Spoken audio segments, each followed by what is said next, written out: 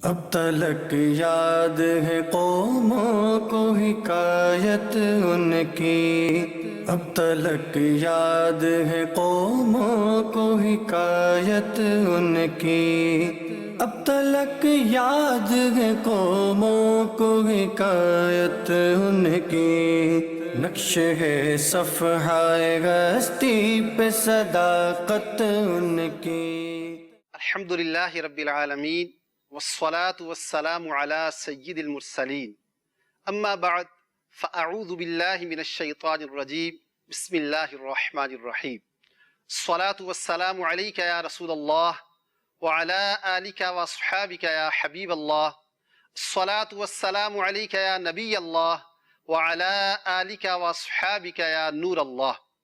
نبی کریم رؤوف الرحیم صلی اللہ تعالی علیہ وآلہ وسلم کے ارشاد گرامی کا مفہوم ہے، جسے معجم کبیر میں نقل کیا گیا کہ جو مجھ پر ایک مرتبہ درود پاک پڑھتا ہے اللہ تعالیٰ اس پر 10 رحمتیں نازل فرماتا ہے، اور جو مجھ پر 10 مرتبہ درود پاک پڑھتا ہے اللہ تعالیٰ اس پر 100 رحمتیں نازل فرماتا ہے۔ صلو علی الحبیب صلی اللہ تعالی علی محمد وعلی آلہ وصحبہ وبارک وسلم۔ مدنی چینل کے ناظرین، ہمارا سلسلہ ہے مثالی شخصیات، اور آج ہم آپ کے سامنے جس شخصیت کی گفتگو کرنے جا رہے ہیں وہ ہیں مسلمانوں کے تیسرے خلیفہ حضرت سیدنا عثمان غنی رضی اللہ تعالی عنہ۔ ایک عظیم پرسنالٹی، ایک ایسی شخصیت جن کے مناقب، جن کے فضائل صحابہ کرام علیہ رضوان میں بالکل منفرد نظر آتے ہیں۔ کچھ ایسی اسپیشلٹیز، کچھ ایسی خصوصیات آپ رضی اللہ تعالیٰ عنہ کو حاصل ہیں کہ آپ کے علاوہ کسی کے پاس ان کا حصہ نہیں ہے۔ وہ صحابی رضی اللہ تعالیٰ عنہ جنہوں نے 2 مرتبہ ہجرت کا شرف حاصل کیا، آپ کو ذوالہجرتین کہا جاتا ہے۔ مسلمانوں نے سب سے پہلے ابتداءً حبشہ کی طرف ہجرت کی تھی۔ حضرت سیدنا عثمان غنی رضی اللہ تعالی عنہ نے اس وقت نبی کریم صلی اللہ علیہ وسلم کی صاحبزادی سیدہ رقیہ رضی اللہ تعالی عنہ، جو آپ کی زوجہ محترمہ تھیں، ان کے ساتھ آپ نے حبشہ کی طرف ہجرت فرمائی تھی۔ اس کے بعد جب دوسری ہجرت مدینہ کے نام سے جسے تاریخ میں یاد کیا جاتا ہے، جو اسلامی سلطنت اور اسلامی ریاست کی بنیاد بنی، اس سلطنت کی طرف بھی آپ نے ہجرت فرمائی تھی۔ تو یوں آپ ذوالہجرتین کہلائے، یعنی ایک ہجرت آپ نے حبشہ کی طرف فرمائی اور آپ کی دوسری ہجرت جانب مدینہ طیبہ زادہ اللہ شرفا و تعظیما تھی۔ ناظرین کرام، آپ رضی اللہ تعالی عنہ کا ایک بڑا مشہور لقب ذو النورین بھی ہے۔ ناظرین کرام، سب سے پہلے ہم آپ کو بتائیں گے کہ آج ہم سیدنا عثمان غنی رضی اللہ تعالیٰ عنہ کی شخصیت کے کن پہلوؤں پر گفتگو کریں گے۔ ہم آپ سے شیئر کریں گے آپ رضی اللہ تعالیٰ عنہ کا ایک شاندار کارنامہ جمع قرآن کی صورت میں، کچھ فلاحی خدمات، اور اس کے ساتھ ساتھ مسلمانوں کی فتوحات، اور اس کے ساتھ ساتھ انشاءاللہ ہم آپ سے شیئر کریں گے آپ رضی اللہ تعالیٰ عنہ کے دور حکومت میں کیے جانے والے کچھ کام۔ سب سے پہلے ہم آپ رضی اللہ تعالیٰ عنہ کا مختصر تعارف سنتے ہیں۔ حضرت سیدنا عثمان غنی رضی اللہ تعالیٰ عنہ اولین مسلمانوں میں سے ہیں۔ آپ رضی اللہ تعالیٰ عنہ نے مدینہ طیبہ کے ساتھ ساتھ حبشہ کی طرف بھی ہجرت فرمائی تھی۔ آپ کا ایک لقب ذوالہجرتین ہے، یعنی 2 ہجرت کرنے والے، اور یہ بھی ایک آپ کا منفرد اعزاز ہے کہ نبی صلی اللہ علیہ وآلہ وسلم کی شہزادی سیدہ رقیہ رضی اللہ تعالیٰ عنہ، جو آپ کی زوجہ محترمہ تھیں، ان کے ساتھ آپ نے ہجرت فرمائی۔ ایک روایت کا خلاصہ ہے کہ حضرت سیدنا لوط علی نبینا وعلیہ الصلاۃ والسلام کے بعد عثمان وہ شخصیت ہیں جنہوں نے اس طرح اپنے اہل کے ساتھ ہجرت فرمائی۔ دوسری ہجرت جو بڑی فیمس ہے، جو تمام صحابہ کرام جو مکہ مکرمہ میں مشرف با اسلام ہوئے تھے انہوں نے کی تھی، جسے ہجرت مدینہ کہا جاتا ہے، وہ بھی آپ نے ہجرت فرمائی تھی۔ یوں آپ ذوالہجرتین کہلائے۔ آپ رضی اللہ تعالیٰ عنہ کو ذو النورین بھی کہا جاتا ہے۔ جی ہاں، بڑا پیارا آپ کا یہ ٹائٹل ہے، بڑا پیارا آپ کا لقب ہے۔ آپ جانتے ہیں کہ آپ کو ذو النورین کیوں کہا جاتا ہے؟ اس لیے کہ نبی کریم رؤوف الرحیم صلی اللہ علیہ وآلہ وسلم کی دو شہزادیاں یکے بعد دیگرے، ایک کے بعد ایک آپ رضی اللہ تعالیٰ عنہ کے نکاح میں آئیں۔ پہلے آپ کا نکاح سیدہ رقیہ رضی اللہ تعالیٰ عنہ کے ساتھ ہوا تھا۔ جب ان کا وصال ہو گیا تو سیدہ ام کلثوم رضی اللہ تعالیٰ عنہ کے ساتھ آپ کا نکاح کر دیا گیا۔ یوں آپ دو نوروں والے کہلائے۔ سبحان اللہ، کیا شان ہے ہمارے آقا صلی اللہ علیہ وسلم کی کہ جن کی شہزادیاں جن کے عقد میں آئیں وہ نور والے بن جائیں، تو ہمارے آقا صلی اللہ علیہ وسلم کی نورانیت کا عالم کیا ہوگا۔ ناظرین کرام، آپ رضی اللہ تعالیٰ عنہ کی خصوصیات میں سے یہ بھی آتا ہے کہ آپ رضی اللہ تعالیٰ عنہ بہت زیادہ حیا فرمانے والے تھے، یہاں تک کہ آپ کے بارے میں کہا جاتا ہے کہ آپ کنواری عورتوں سے زیادہ حیا کرنے والے تھے۔ آپ رضی اللہ تعالیٰ عنہ نبی کریم صلی اللہ علیہ وسلم کے ساتھ تمام غزوات میں شریک ہوئے۔ غزوہ بدر میں آپ شریک نہ ہو سکے، وجہ اس کی یہ تھی کہ اس وقت نبی کریم صلی اللہ علیہ وسلم کی صاحبزادی اور آپ کی زوجہ محترمہ جو آپ کے نکاح میں تھیں وہ بیمار تھیں، اس لیے آپ نے وہاں شرکت تو نہ کی، لیکن اس کے باوجود بھی آپ کا شمار بدری صحابہ میں کیا جاتا ہے۔ حضرت سیدنا عثمان غنی رضی اللہ تعالیٰ عنہ اسلام لانے سے پہلے بھی مالدار تھے، اور اسلام کے بعد بھی اللہ تعالیٰ نے آپ کو کثیر مال و دولت عطا فرمایا تھا۔ آپ رضی اللہ تعالیٰ عنہ مسلمانوں کے تیسرے خلیفہ بنے۔ جب سیدنا عمر فاروق اعظم رضی اللہ تعالی عنہ کو شہید کر دیا گیا تو حضرت عمر نے اپنی شہادت سے قبل ایک شورا بنائی، کچھ افراد نومینیٹ کیے جنہوں نے باہم ڈیسائیڈ کیا کہ حضرت سیدنا عثمان غنی رضی اللہ تعالی عنہ کو مسلمانوں کا خلیفہ مقرر کیا جائے۔ چنانچہ 12 سال آپ کم و بیش مسلمانوں کے خلیفہ رہے، اور اس کے بعد 18 ذو الحجۃ الحرام میں آپ رضی اللہ تعالیٰ عنہ کو شہید کر دیا گیا۔ ناظرین کرام، ہم نے حضرت سیدنا عثمان غنی رضی اللہ تعالیٰ عنہ کا مختصر تعارف سنا۔ آئیے ہم اب بات کرتے ہیں آپ رضی اللہ تعالیٰ عنہ کے کارناموں کے بارے میں۔ جی ہاں، سب سے پہلے ہم بات کریں گے آپ رضی اللہ تعالیٰ عنہ کے جمع قرآن کے بارے میں۔ قرآن پاک اللہ تعالیٰ کا کلام جو لوگوں کی ہدایت کے لیے نازل کیا گیا، نبی کریم رؤوف الرحیم صلی اللہ علیہ وآلہ وسلم کے زمانہ مبارکہ میں، آپ کی حیات طیبہ میں، حیات ظاہری میں قرآن پاک کا نزول مکمل ہو چکا تھا۔ صحابہ کلام علیہ رضوان نے اسے اپنے سینوں میں محفوظ کیا ہوا تھا، لیکن باقاعدہ ایک کتاب کی شکل میں موجود نہ تھا۔ سیدنا ابو بکر صدیق رضی اللہ تعالیٰ عنہ کے زمانہ خلافت میں جب ایک جنگ میں کئی ایسے صحابہ کرام شہید ہو گئے جو قرآن پاک کے حافظ تھے، اس وقت سیدنا عمر فاروق اعظم رضی اللہ تعالیٰ عنہ کے مشورے سے حضرت ابو بکر صدیق رضی اللہ تعالیٰ عنہ نے یہ اس بات کا فیصلہ کیا کہ قرآن پاک کو باقاعدہ ایک جگہ پر لکھ کر سیو کر لیا جائے، کہیں ایسا نہ ہو کہ حفاظ کرام جس طرح شہید ہو رہے ہیں یہ شہید ہوتے جائیں اور قرآن پاک کا کوئی حصہ ہم سے مس نہ ہو جائے۔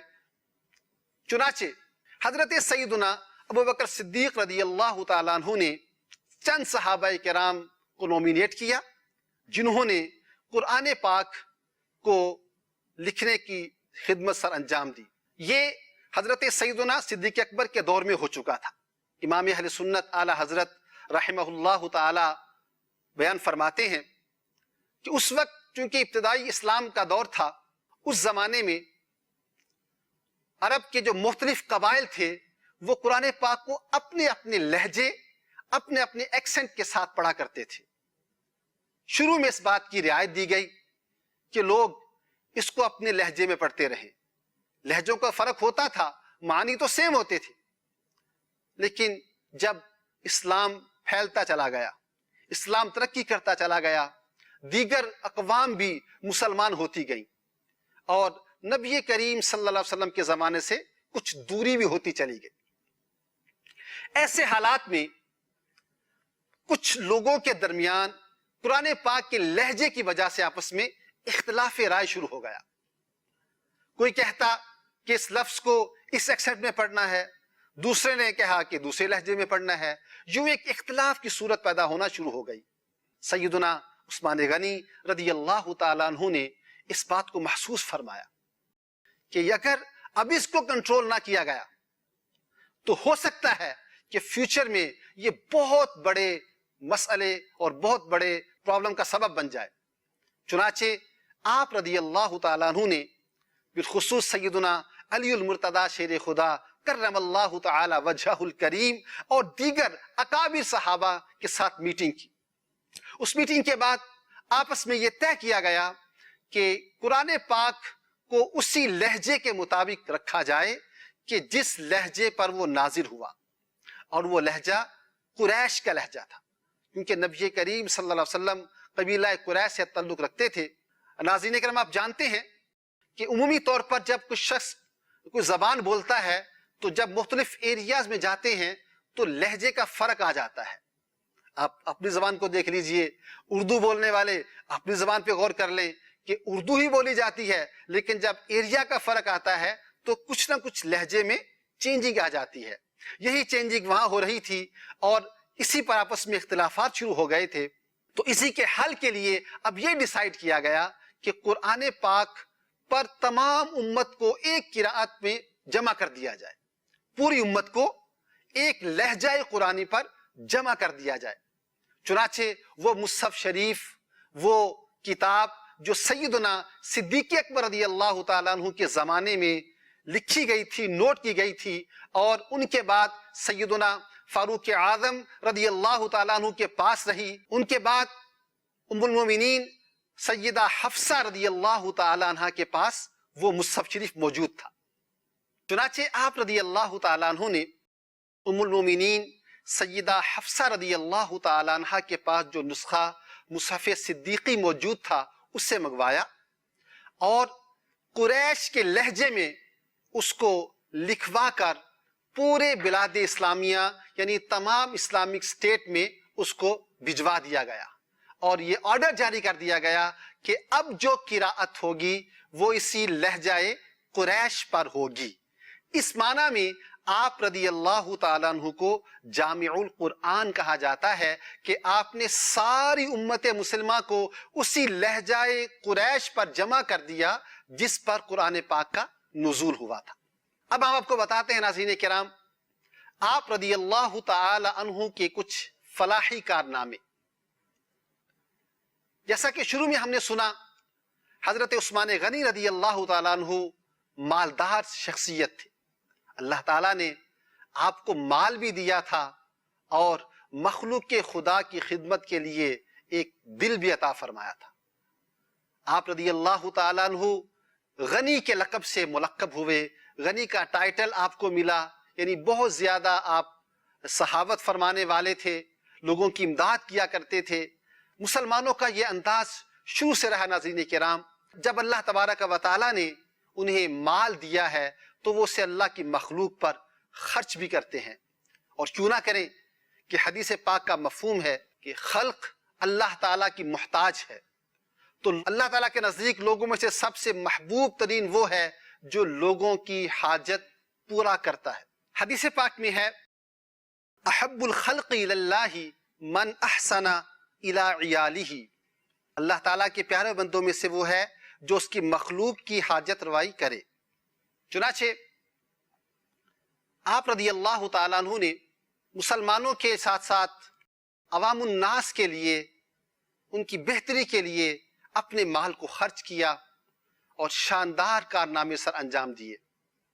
ان میں سے ایک واقعہ جو بڑا فیمس ہے، آپ نے پہلے بھی سنا ہوگا، بیر روما کا واقعہ، جب مسلمان ہجرت کر کے مدینہ طیبہ زادہ اللہ شرفا و تعظیمہ تشریف لائے۔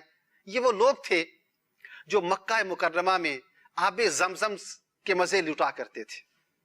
آب زمزم جیسا پیارا پانی انہیں میسر آتا تھا، لیکن جب یہ مدینہ طیبہ پہنچے تو یہاں میٹھا پانی ملنا ان کے لیے مشکل ہو گیا۔ ایک روما کا کنواں تھا جس میں میٹھا پانی تھا، لیکن یہ جس شخص کا تھا وہ عام لوگوں کو یہ بیچا کرتا تھا۔ لوگوں کے لیے دشواری اور تنگی کا باعث ہوا۔ نبی کریم رؤوف الرحیم صلی اللہ علیہ وآلہ وسلم کی جانب سے خوشخبری سنائی گئی اس شخص کے لیے کہ جو بیر روما کو خریدے اس کے لیے جنت ہے۔ چنانچہ ایک روایت کے مطابق حضرت سیدنا عثمان غنی رضی اللہ تعالیٰ عنہ نے اس زمانے کے، ناظرین کرام آج کے نہیں، اس زمانے کے 35,000 درہم دے کر وہ کنواں نہ صرف خریدا بلکہ خریدنے کے بعد نبی کریم صلی اللہ علیہ وسلم کی بارگاہ میں وقف کرنے کے لیے پیش کر دیا کہ یا رسول اللہ صلی اللہ علیہ وسلم میری طرف سے یہ مسلمانوں کے لیے وقف ہے۔ سبحان اللہ، اندازہ لگائیے کہ اس زمانے کے 35,000 دراہم، یاد رہے درہم جو ہے یہ چاندی کا سکہ ہوتا ہے، تو اتنا بڑا کام آپ نے کس پرپس کے لیے کیا؟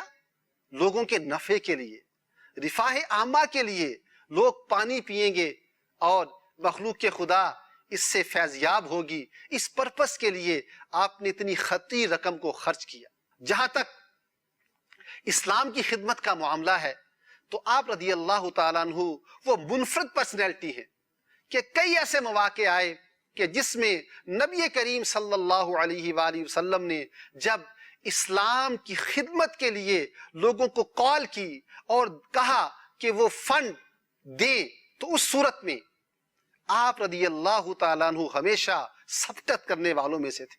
غزوہ تبوک جسے جیش ذی العسرہ بھی کہا جاتا ہے، یہ مدینہ طیبہ سے کم و بیش 650 میل کے فاصلے پر تھی، ایک لمبا فاصلہ بھی تھا، اور اس کے ساتھ ساتھ کثیر لوگ بھی اس میں شریک ہونے والے تھے، اور حالت یہ تھی کہ مسلمانوں کے پاس مالی اسباب بہت کم تھے۔ نبی کریم رؤوف الرحیم صلی اللہ علیہ وآلہ وسلم نے صحابہ کرام علیہم رضوان کو جمع فرمایا اور انہیں کہا کہ کون ہے جو اللہ تعالیٰ کی راہ میں اپنا مال خرچ کرے اور جنت کا حقدار بن جائے؟ نبی کریم صلی اللہ علیہ وسلم کی ترغیب دلانے پر حضرت سیدنا عثمان غنی رضی اللہ تعالیٰ عنہ کھڑے ہوئے اور عرض کیا آقا میری طرف سے 100 اونٹ ماں اس کے دیگر ساز و سامان کے لشکر اسلام کے لیے پیش کرتا ہوں۔ دوبارہ نبی کریم صلی اللہ علیہ وسلم کی طرف سے پھر کہا گیا، دوبارہ ترغیب دلائی گئی کہ اللہ کی راہ میں اپنا مال خرچ کیا جائے۔ حضرت سیدنا عثمان غنی رضی اللہ تعالیٰ عنہ پھر کھڑے ہو جاتے ہیں، عرض کرتے ہیں آقا 200 اونٹ ماں اس کے اسباب کے لشکر اسلام کے لیے پیش کرتا ہوں۔ تھرڈ ٹائم جب نبی کریم صلی اللہ علیہ وآلہ وسلم نے اسی طرح ترغیب دلائی تو آپ رضی اللہ تعالیٰ عنہ کھڑے ہوئے اور 300 اونٹ تمام ساز و سامان سمیت نبی کریم صلی اللہ علیہ وسلم کی بارگاہ میں اسلام کے لیے پیش کرنے کی آفر کر دی۔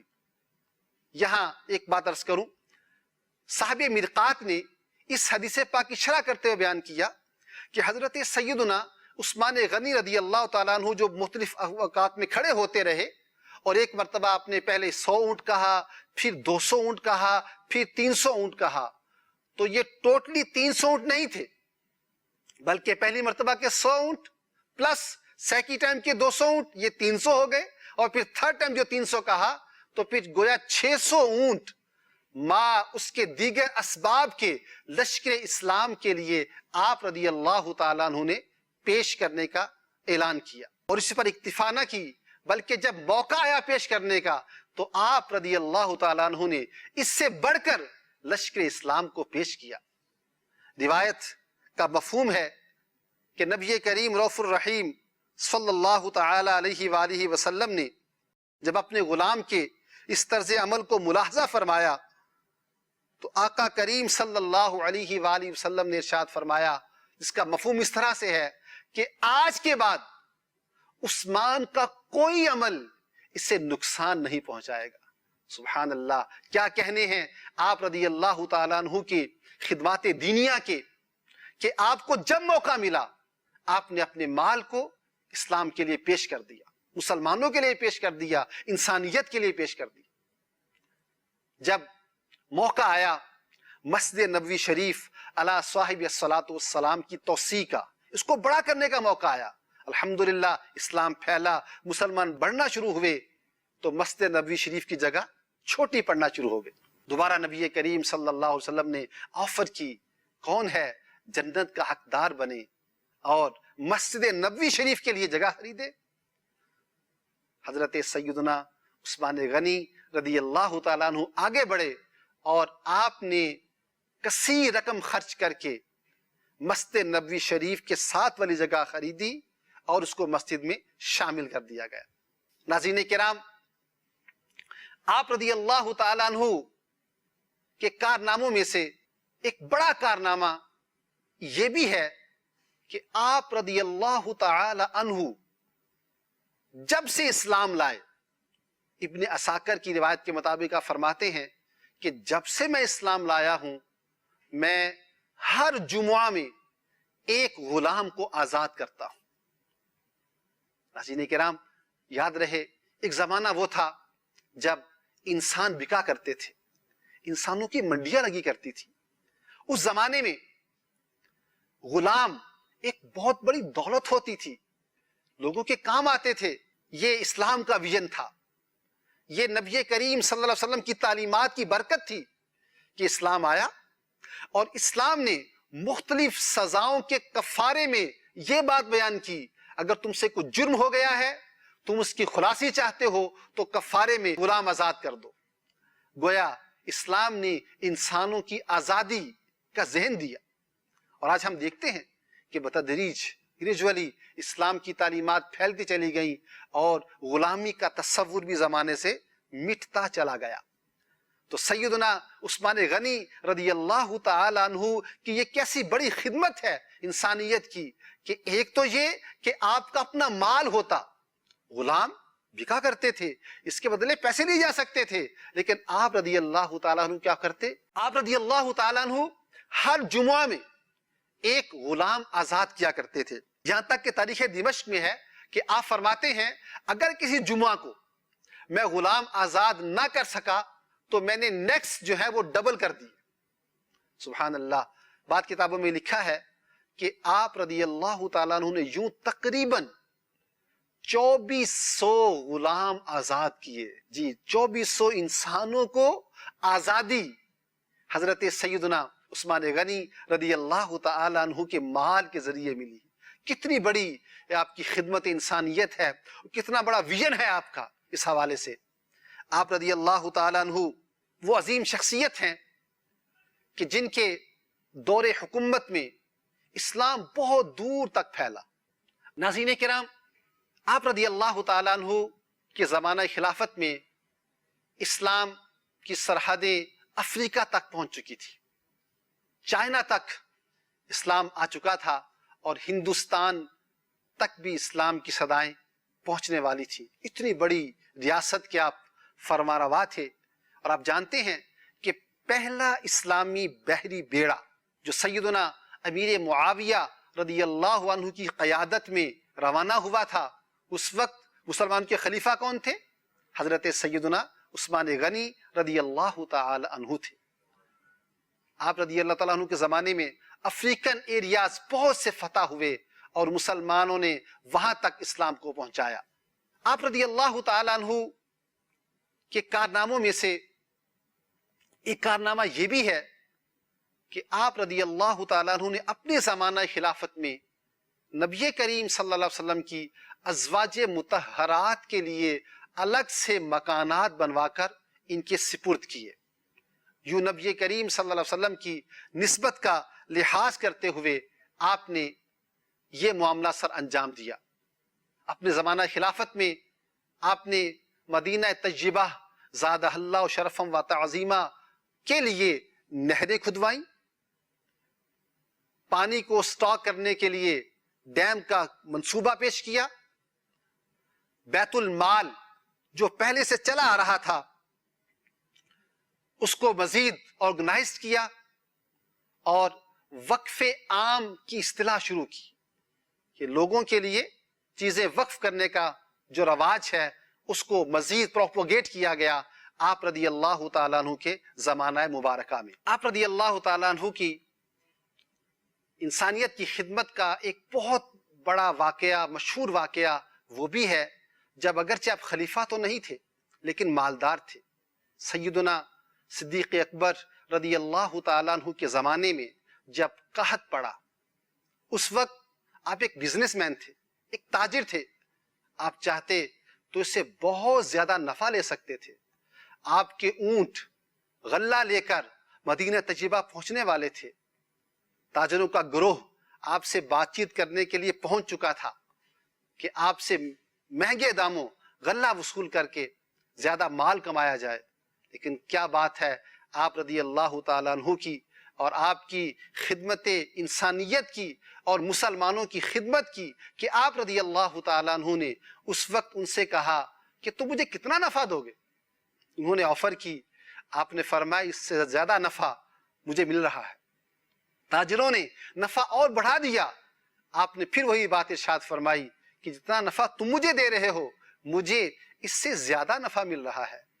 یہاں تک کہ جب انہوں نے کہا اس سے مزید تو ہم آفر نہیں کر سکتے تو آپ رضی اللہ تعالیٰ عنہ نے فرمایا کہ میری طرف سے یہ مال تمام مسلمانوں میں تقسیم کر دیا جائے اور یہ نفع مجھے اللہ رب العالمین جل وعلا عطا فرمائے گا.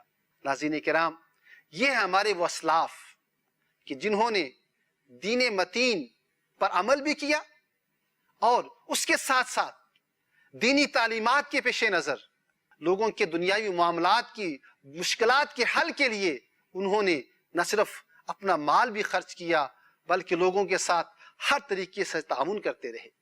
حضرت سیدنا عثمان غنی رضی اللہ تعالیٰ عنہ کی پرسنالٹی کیسی پرسنالٹی ہے کہ جنہوں نے ہر ذریعے سے اسلام کی خدمت کا کام سر انجام دیا.